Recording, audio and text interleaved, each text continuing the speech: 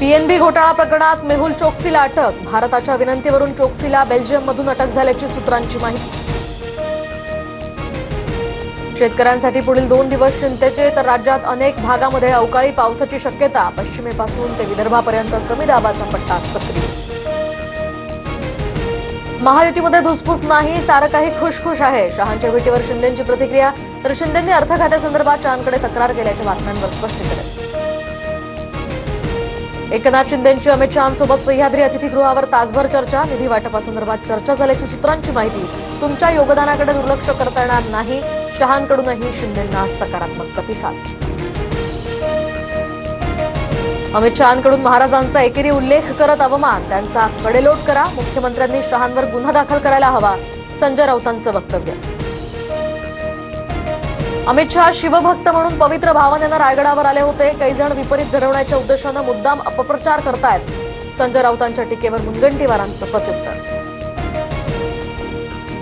आपलं लक्ष बीएमसी. उद्धव ठाकरेंचं वक्तव्य. तर यूटर्न घेणाऱ्यांना आणि यूज अँड थ्रो करणाऱ्यांना आता मुंबईकर फसणार नाहीत.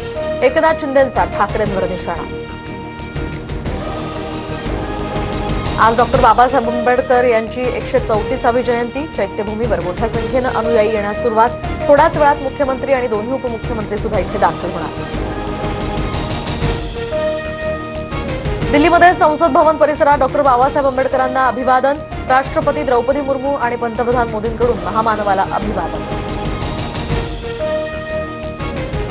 परप्रांतीय म्हणून फक्त उत्तर भारतीयांबरोबरच वाद होतो, कारण उत्तर भारतीय लोकांचे नेते नालायक आहेत. मनसेच्या अविनाश जाधवांचं वक्तव्य. मनसेचं फ्रस्ट्रेशन आता सगळ्यांना दिसतंय. गुणरत्न सदावर्तेंनी मनसेला पुन्हा डिवचलं. तर मी कोणत्याही भाषेत बोलणार.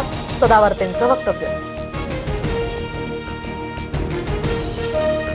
फुले चित्रपटातील एकही सीन कट होता कामा नये. सर्व ब्राह्मण महात्मा फुलेंच्या विरोधात नव्हते, तर काही कर्मठ ब्राह्मण फुलेंच्या विरोधात होते. छगन भुजबळांचं वक्तव्य. पुण्यातील दीनानाथ मंगेशकर रुग्णालय गर्भवती महिला मृत्यू प्रकरणी डॉक्टर सुश्रुत घैसास यांच्यावर गुन्हा दाखल होण्याची शक्यता. उद्याच्या ससूनच्या बैठकीच्या कारवाईचा अहवाल पुणे पोलिसांना जाणार. गुंड निलेश घायवळवर धाराशिवमध्ये झालेल्या हल्ल्याचा दुसरा व्हिडिओही व्हायरल. तर घायवळ कुस्तीच्या फडावर आल्याचा राग मनात धरून केला होता हल्ला. भारतात वापरल्या जाणाऱ्या ईव्हीएम सुरक्षितच. गबाड यांचा दावा भारतीय निवडणूक आयोगानं फेटाळला. इंटरनेट किंवा इन्फ्रारेडशी जोडता येत नसल्यामुळे ईव्हीएम सुरक्षितच. आयोगाचं स्पष्टीकरण. पाणी टंचाईमुळे खासगी टँकर्स, विहिरी, बोअरवेल महापालिका ताब्यात घेणार. तर टँकर चालकांच्या संपानंतर पाणी टंचाई असल्यामुळे पालिकेचा हा निर्णय.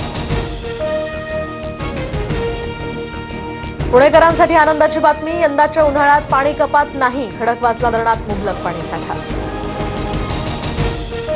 रोहित शर्माला कॅप्टन करा. शिर्डीमध्ये साईंच्या दर्शनाला आलेल्या नीता अंबानींकडे चाहत्यांची विनंती. तर बाबा की मर्जी असं नीता अंबानींचं उत्तर.